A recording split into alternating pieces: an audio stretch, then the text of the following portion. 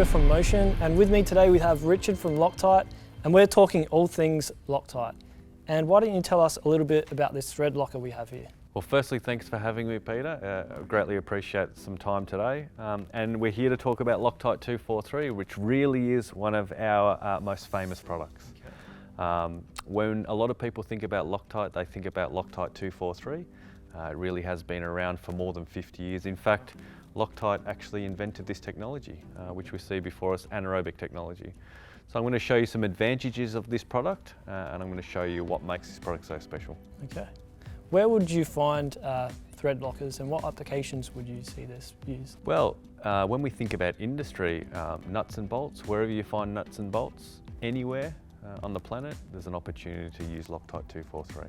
And is there any other advantages of using a thread locker that people might not know about? Yeah, definitely. I think when you think about Loctite 243 and it's in the name, Loctite, most people will know that it's locking nuts and bolts, which means that we're preventing them coming loose during vibration, thermal cycling, putting it under stress. Yeah. But the other advantages we have with Loctite 243 is that once we engage the nut and the bolt between the threads, we're actually sealing that. So we're going to prevent corrosion from forming. That means we can get them apart later on down the track. And the third one is that it provides a slight lubricity. So that means that we will get our torque-tension relationship right every single time when we engage nuts and bolts. So why don't you run us through a quick demo of the 243? No worries. What I've got here is a nut and a bolt. This is an M8 size.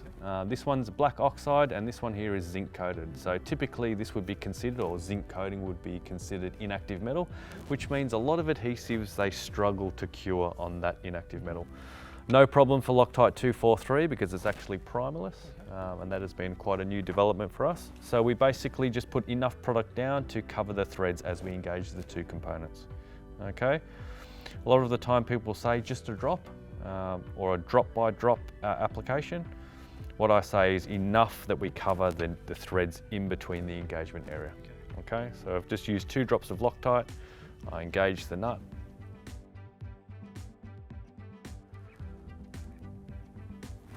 And that's good to go. So we can see that there's a fillet of Loctite 243 at the bottom, and we can see a shine at the top, which means we have full coverage in between the threads, between the nut and the bolt. So no need to flood it with Loctite? No need to flood it. I mean, you can put an extra drop there if you really want to make sure, but again, once you start engaging those two components, it really is just a micronized coating. So that's almost locked, but how long would it take to fully cure this product? You can check the technical data sheet. We'll get handling strengths probably within 5 minutes. Full cure for this product is always going to be 24 hours. But the way I approach it is speak to either a representative from Motion or a Loctite application engineer and find out when can I put that item back into service. Yep. And obviously we don't have 24 hours, so here's one we prepared earlier, and that's fully cured. Yeah, that one here we've done probably about 10 minutes ago, so you will not be able to get that undone with your hands. What we did was we applied a bit of a primer to speed the process up so we could get it back in, and that locked up probably within 5 minutes. And that's not going anywhere. So to find out more about the 243 or any of the other Loctite products, why don't you visit us at one of the branches or visit the website. Thanks for joining us today, Richard. Thank you very much.